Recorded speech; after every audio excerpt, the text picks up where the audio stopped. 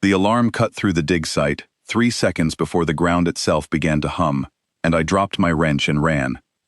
My name is Daniel Whitfield, and I was not supposed to matter on that planet. I was a maintenance contractor, nothing more, hired to keep the generators running and the drilling rigs from freezing solid in the endless gray dust of a world called Kethrun by the people who owned it. The Velkarai owned it. They had owned it for longer than my species had owned fire. Tall, silver-skinned, calm in the way that only comes from being ancient, the Velkarai were a species of priests and scholars who treated every stone on that dead world like scripture, and in the center of their dig, buried under 600 years of sand, they had found something that made even them afraid. They called it the Voice Stone, a sphere, black as a starless sky, smooth without a single seam, sitting untouched in a chamber older than their written history. It did not reflect light. It did not register on any scanner they owned. For 11 months, their highest priests had knelt before it, sung to it, bled for it, starved themselves for it, and it had done nothing, nothing at all. I was cleared for exactly one section of that dig, the generator bay, 3 levels below the sacred chamber, far from anything that mattered.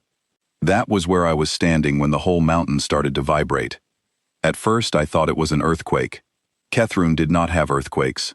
The ground does not move on a planet with a dead core, and every engineer on site knew that better than they knew their own names. But the walls were shaking, dust falling from the ceiling in fine gray sheets, and somewhere far above me, alarms were screaming in 3 different languages. I grabbed my radio. "Report," I said. "What is happening?"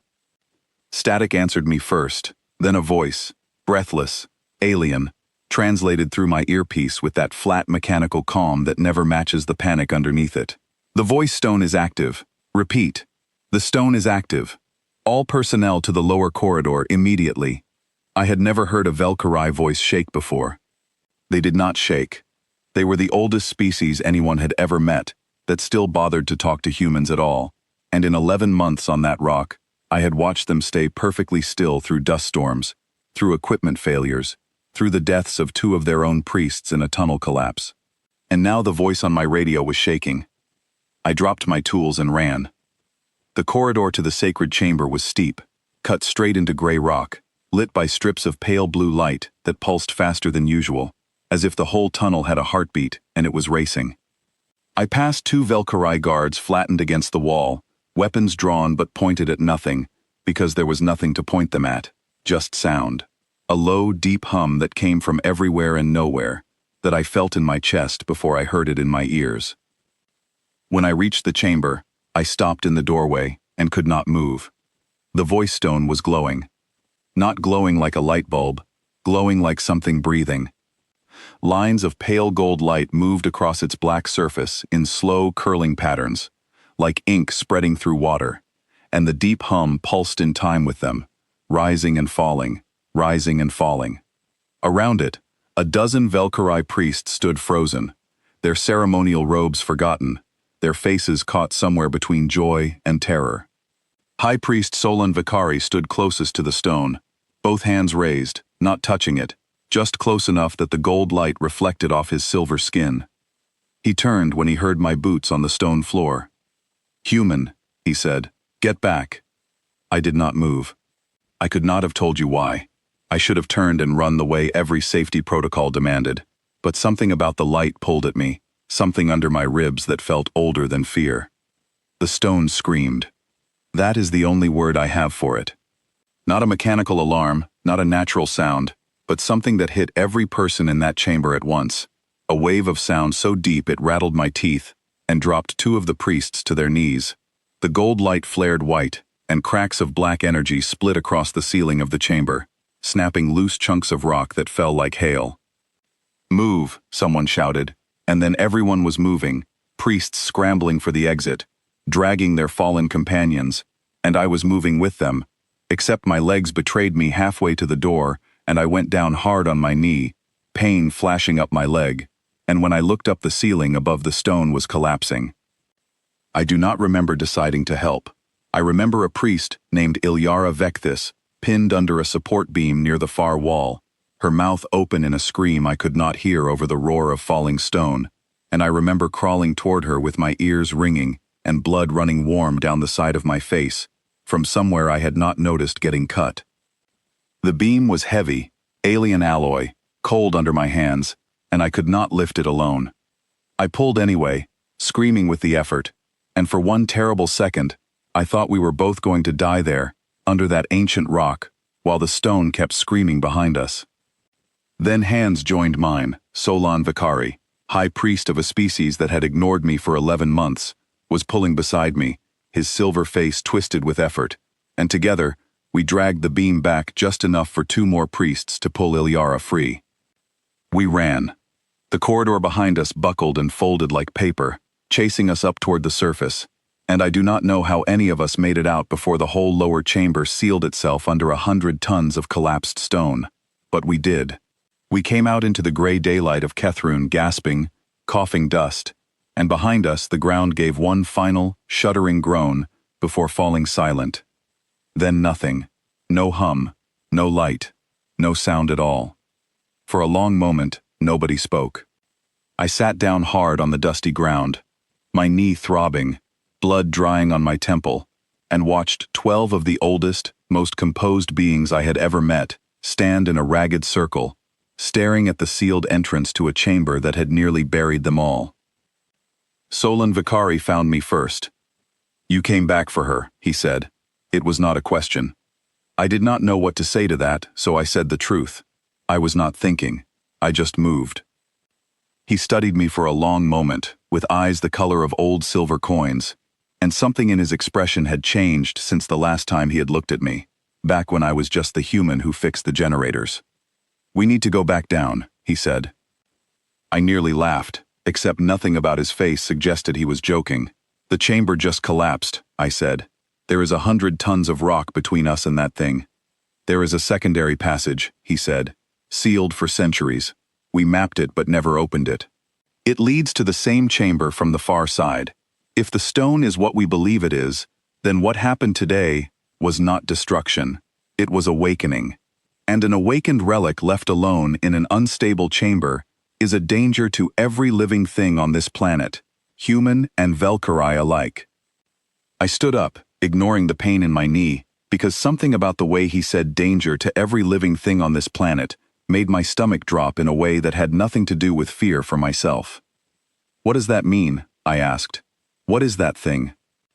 He hesitated, and I watched a being who had spent his entire long life certain of his place in the universe struggle to admit that he did not have an answer. "We do not know," he said. "Our oldest records call it a voice stone, a relic, left by a species even older than the first Valkyrie settlers on this world. Our texts say it was meant to test those who found it.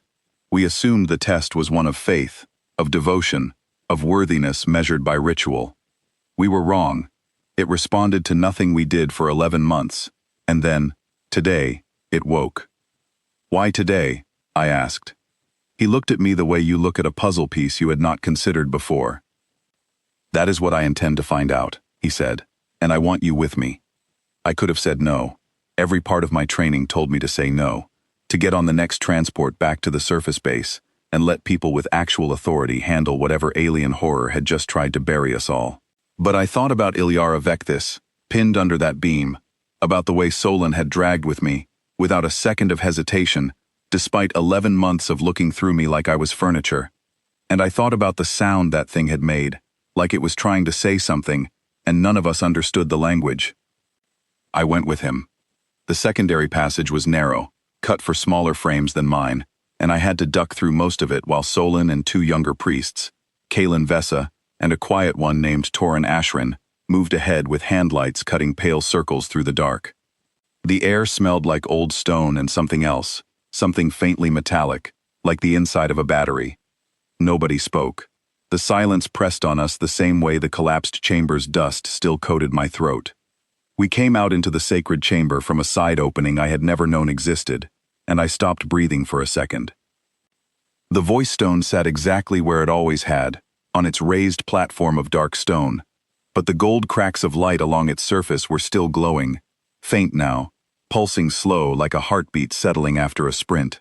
The ceiling above it had partially collapsed, leaving a jagged hole open to the gray sky far above, dust still drifting down through shafts of pale daylight. Solon approached slowly, palms open, the way I imagine you would approach a wild animal you were not sure had teeth. "Voice stone," he said, in the careful formal tone I had heard him use in every ceremony for 11 months. "We come in reverence. We ask for understanding." Nothing happened. He tried again, this time in the old tongue, the ceremonial language the Velcari used only for their holiest rites, words that rolled and clicked in ways my human throat could never manage. The stone's light did not change. It simply pulsed, slow and steady, indifferent. Kalen tried a different approach, a tone sung low and mournful, something I later learned was a funeral hymn, meant to honor the dead and calm restless spirits. Nothing. Torin knelt and pressed his palm flat against the platform's edge, whispering something too quiet for me to catch. Nothing. I watched 3 educated, devoted priests fail in 3 different ways, and something about the pattern of the light caught my attention. It was not random. It pulsed in a rhythm, slow, then faster, then slow again, almost like breathing, almost like a heartbeat. And something in the back of my mind, something completely unscientific, started humming along with it before I even realized I was doing it. It was an old tune, nothing special, something my grandmother used to hum while she worked in her garden back on Earth. A simple melody with no real name that I had carried with me my whole life without thinking about where it came from. The light stopped pulsing. I stopped humming, startled, and the whole chamber went utterly silent. Solon turned to look at me, his silver eyes wide. "Do that again," he said. I felt foolish, standing in the ruins of an ancient temple, in front of 3 alien priests, being asked to hum a garden tune my grandmother taught me. But the stone was watching us, in whatever way a stone without eyes could watch, and I hummed again, quiet at first, then a little louder, the same simple rising and falling pattern. The gold cracks flared bright, brighter than before, and the low hum returned, not a scream this time, but something softer, something that matched my humming, note for note, weaving around it like a second voice joining a song. Kalen made a sound I could only describe as a gasp of disbelief. Torin stood frozen, staring at the stone like it had grown a face. "It is answering him," Solon said, his voice barely above a whisper. 11 months. 11 months of every priest on this planet offering everything we have, and it answers a maintenance worker humming a tune from his childhood. I stopped humming again, testing, and the light dimmed with me, falling back into that slow resting pulse. I hummed once more, and it rose again, bright and warm, the deep tone beneath it curling around my simple melody like it was completing a sentence I had only started. "I do not understand," I said. "I am not special. I do not know your rituals. I barely passed the cultural briefing before I got here." "That," Solon said slowly, "may be exactly the point." He turned to Kalen and Torin and spoke rapidly in their own language, too fast for my translator to keep up, and I watched the 2 younger priests exchange a look I could only describe as stunned. Then Solon turned back to me. "Our records say this relic predates the first Velcari civilization by a margin our own historians cannot calculate," he said.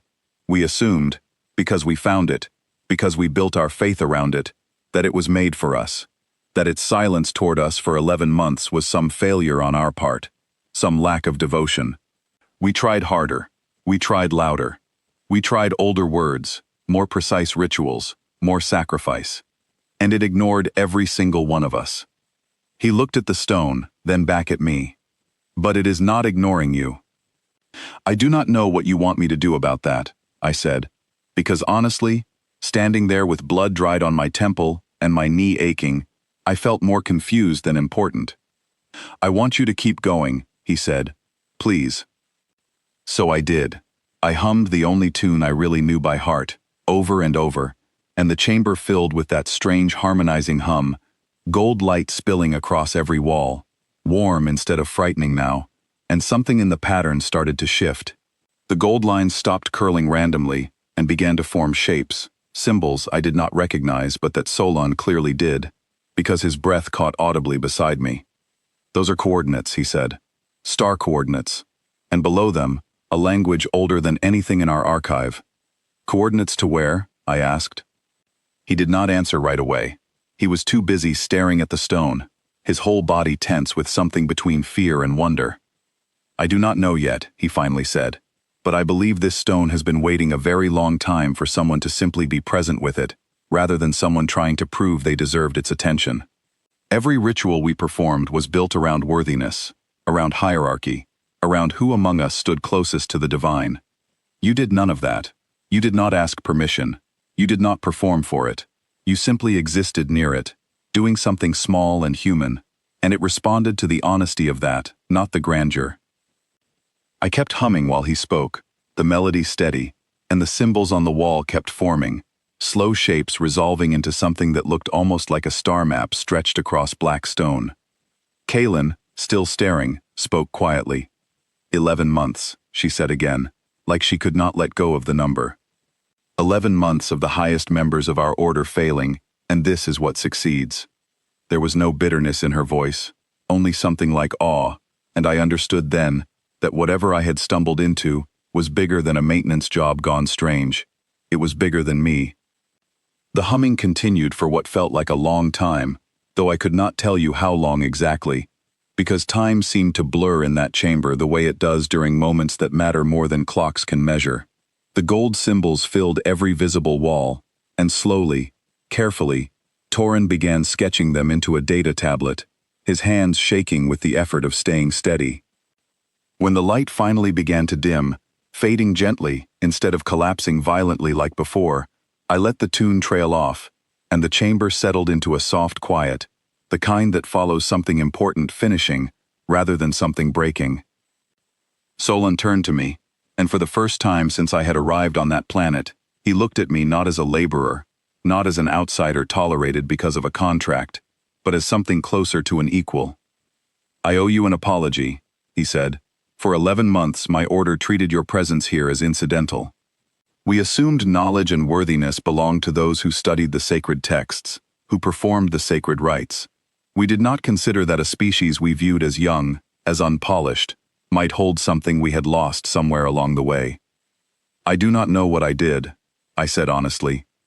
"I just hummed a song my grandmother taught me." "Perhaps," he said, "that is exactly why it worked. You were not trying to be worthy of it. You were simply being yourself, without performance, without fear of failing a test. Maybe that is the oldest language there is." We stood there together in the settling dust, the sealed ceiling still open to the gray sky above, and for the first time since I had landed on Kethrun, I did not feel like a stranger standing in someone else's sacred place. I felt like part of whatever had just happened, whatever the stone had been waiting so long to share. Later, back at the surface base, after the medics had cleaned the cut on my head and wrapped my knee, Ilyara Vectis found me sitting alone outside the makeshift infirmary tent, watching the twin moons of Kethrun rise pale over the ruined dig site. She sat down beside me without asking, which surprised me, because Velkarai custom demanded formal invitation for nearly everything. "Thank you," she said simply, "for pulling me out." "You would have done the same," I said. "Perhaps," she said, "but I would not have thought to hum while doing it." I laughed, tired, and a little startled by how easily it came out, and she offered something close to a smile in return, the first genuine one I had seen from any of them in 11 months. "They will want you back down there tomorrow," she said. "Solon has already sent word to the homeworld. They believe the coordinates the stone revealed point to something even larger, something connected to whatever built that relic in the first place." I looked out at the dark shapes of the ruined chamber entrance, still visible against the horizon, and felt something settle in my chest that I could not quite name. Not pride exactly, not importance, just a quiet certainty that whatever came next, I would not be standing at the edge of it as an outsider anymore. "I will be there," I said. She nodded, satisfied, and we sat together in silence as the moons climbed higher, the wind carrying faint traces of dust across the dark ground, and somewhere below us, sealed once more behind stone, the voice stone rested, patient, waiting, as it always had, not for worship, not for sacrifice, but simply for someone honest enough to hum.